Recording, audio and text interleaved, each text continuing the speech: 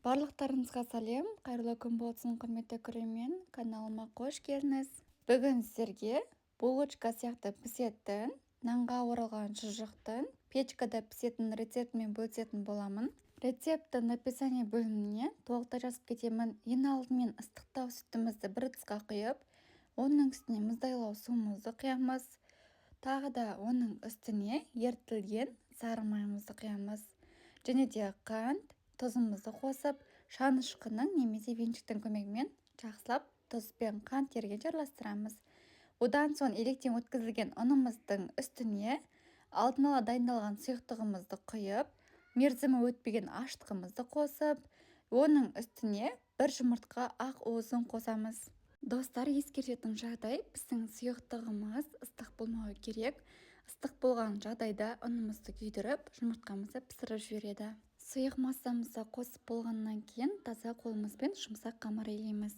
Ұндарымыз сұйықтыққа бірігіп, қамыр болғаннан кейін оның үстіне сұйық май құямыз. Сұйық май табада артық ұн қалдырмайды, және де қамырымыз ашыған кезде жұп-жұмсақ болады. Достар, қамырды барынша ұзақ иленіңіздер. Неліктен десеңіздер, қамырымыз ашыған кезде дұрыс иленбеген қамырдың ортасында ұндарымыз қамырға бірікпей қалады. Сондықтан да қамырды барынша ұзақ илесеңіздер, қамырларыңыз керемет болып шығады. Қамырды илеп болғаннан кейін үстіне пищевой пленканы жауып, сыртынан қалыңдау одеялмен немесе жемпірмен ораймыз. Болғаннан соң 2 сағатқа демалдырамыз. Сол 2 сағат ішінде қамырымыз көтеріліп ашиды. Қамырымыз ашығаннан соң үстіне ұнымызды себеміз де аударып, екінші бетіне де ұнымызды сеуіп, оқтауымыздың көмегімен ашыған қамырымызды жайып шығамыз.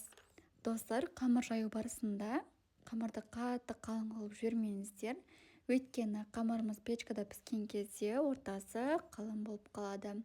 Және де қатты жұқа қылып та жібермеңіздер. Өйткені қамырды жұқа қылып жіберетін болсаңыздар, жеуге ыңғайсыз, қытырлақ, яғни хрустящий болып қалады. Сондықтан да қамырдың тығыздығы орташа болуы керек. Қамырды жайып болғаннан кейін дәл видеода көріп тұрғандарыңызды кесіп аласыздар да. Одан кейін сосискаларымызға орайтын боламыз. Сосисканың сырты құрғақ болуы керек. Мінекей, өру барысын өздеріңіз видеода көріп тұрсыздар деп ойлаймын. Негізі оп-оңай.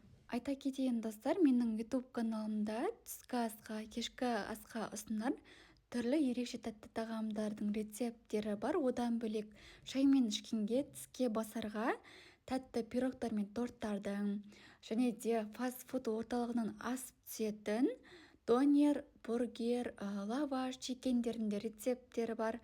Қыс мезгіліне дайындалатын корейский канкочи, чимчим, яғни тұзда дайындалатын капуста дейміз ғой, соның рецепттері бар.